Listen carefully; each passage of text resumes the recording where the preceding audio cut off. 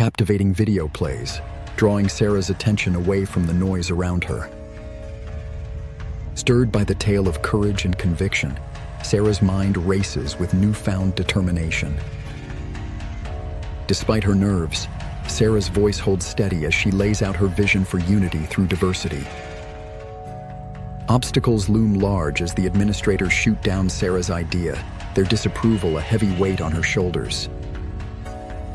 Bonded by their shared mission, Sarah and Emily set out to rally their classmates in defiance of the administration's rejection. Momentum builds as the student body unites behind the cause, each signature a symbol of support for the cultural fair.